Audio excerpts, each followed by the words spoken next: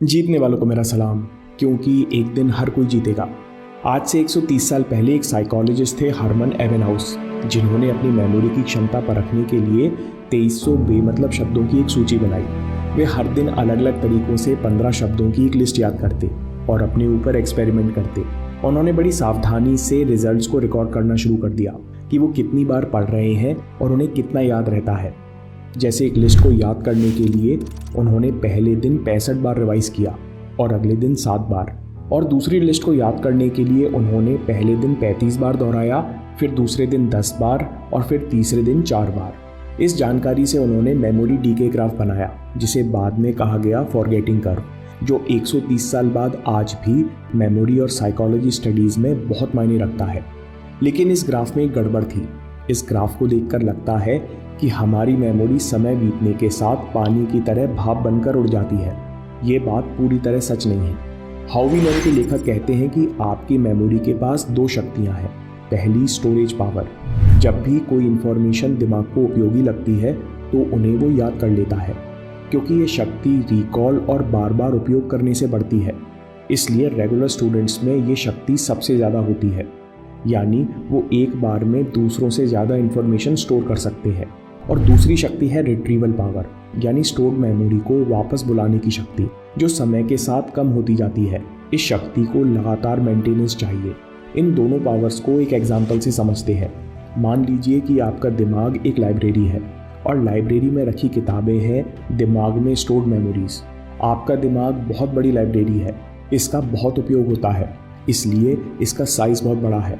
साथ में ये बहुत मॉडर्न लाइब्रेरी है। इसमें anti theft system, fire fighting system, temperature और पेस्ट कंट्रोल वगैरह सब कुछ है। मतलब जो किताब लाइब्रेरी में रखी है उसकी ख़राब होने की संभावना बहुत कम है। लेकिन इस मॉडर्न लाइब्रेरी में पुराना डायरी सिस्टम है। जब भी आपको कोई किताब चाहिए आपको एंट्री करानी पड़ती है। कई बार एंट्री में गड़बड़ हो जाती है और पुरानी एंट्री के ऊपर ही नई एंट्री लिख जाती है। कई बार डायरी के पुराने पन्ने खो जाते हैं। इसका मतलब जो किताबें ज़्यादा उपयोग में नहीं हैं उनके एड्रेस खो जाते हैं। मेमोरी होते हुए भी दिमाग में कहीं खो जाती है। इसलिए प्रॉब्लम स्टोरेज की नहीं बल्कि रिकॉलिंग की है। अब आता है इंटरेस्टिंग ट्विस्ट। आप डायरी उतना ही ठीक कर सकते हो जितनी उसमें गड़बड़ होगी। आप एक बार में उतना ही रिवाइज कर सकते हो जितना आप भूले होंगे। इस प्रिंसिपल को कहते हैं फॉरगेट टू लर्न थियोरी।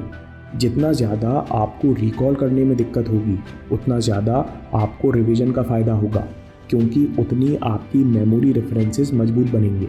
मतलब आप अपने दिमाग को सिलेबस तब रिकॉल कराना चाहते हैं जब आपका मेमोरी एड्रेस भूलने के कगार पर हो।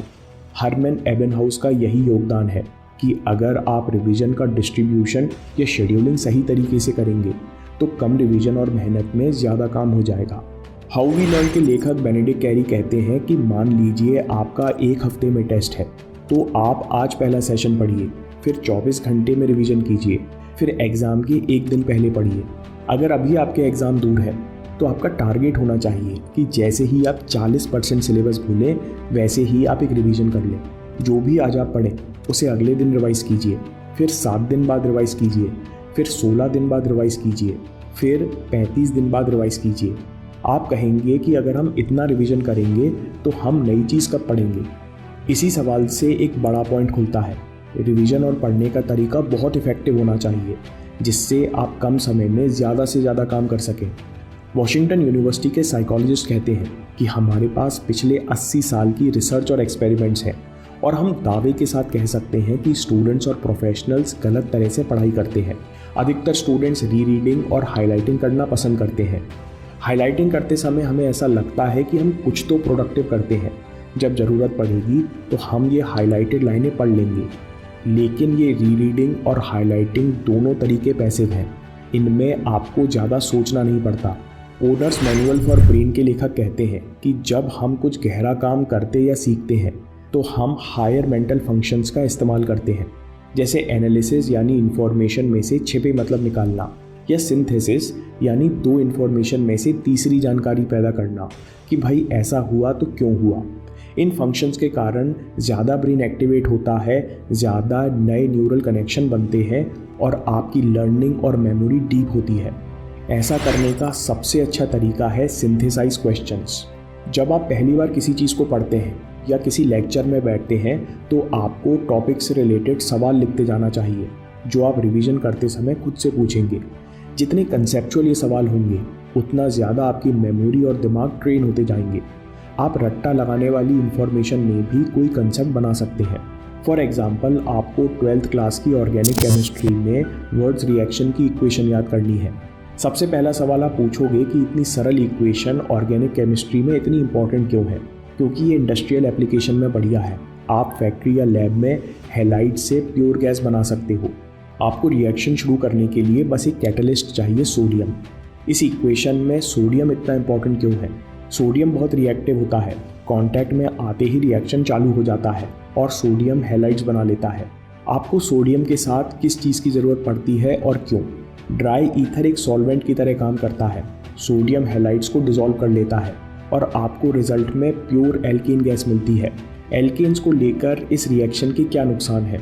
आप केवल सिमेट्रिकल एल्केन्स बना सकते हैं।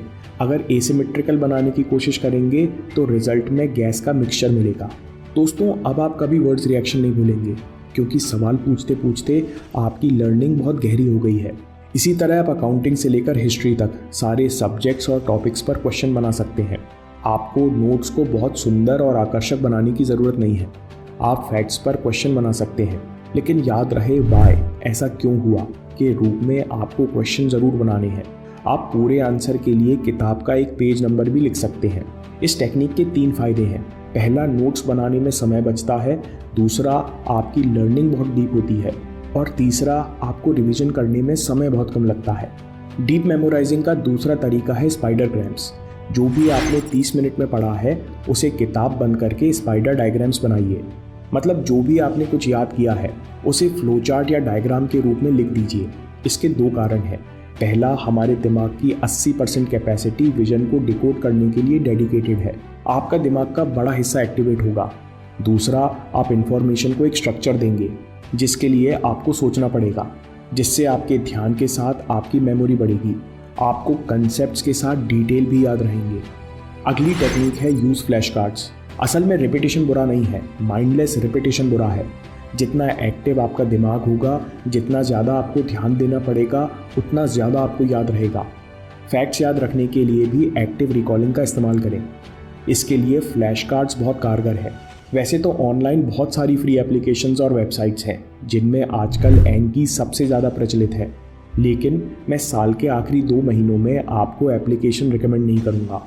उसकी जगह जो इन्फॉर्मेशन आप बार बार भूलते हैं उनके लिए फ्लैश कार्ड या पर्ची बना सकते हैं और इनको हर दूसरे दिन, हर तीसरे दिन या हर हफ्ते रिवाइज कर सकते हैं। दोस्तों, इस वीडियो से कुछ बातें अपने साथ ले जाइए। सबसे पहले, रिवीजन के बिना काम नहीं चलेगा।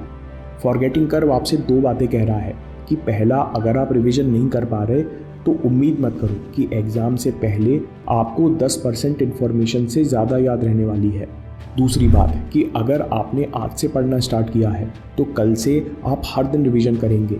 यानी अभी वीडियो खत्म होते ही कल रिवीजन का अलार्म लगा लीजिए। हर हालात में दिन का 1 घंटा रिवीजन के लिए निकालें। बड़े छोटे PhD स्टूडेंट्स सब रिवीजन को टालते हैं, इसलिए दिन की शुरुआत से ही रिवीजन करें। अगर आपको सुबह उठकर पढ़ने की आदत है तो लंच करने से पहले रिवीजन का अलार्म लगाकर शेड्यूल करें। पढ़ते समय आपको सवाल लिखते जाना चाहिए जो आप रिवीजन करते समय खुद से पूछेंगे। जितने कंसेप्चुअल ये सवाल होंगे उतना ज़्यादा आपकी मेमोरी और दिमाग ट्रेन होते जाएंगे, उतना ज़्यादा आपको याद रहेगा। किताब बंद करके फ्लो चार्ट या इन्फॉर्मेशन डायग्राम बनाइए। आपके दिमाग में इन्फॉर्मेशन का स्ट्रक्चर तैयार होगा और आपको रिवीजन करने में भी आसानी होगी। उसी तरह फैक्ट्स याद करने के लिए आप फ्लैश कार्ड्स का भी उपयोग कर सकते हैं।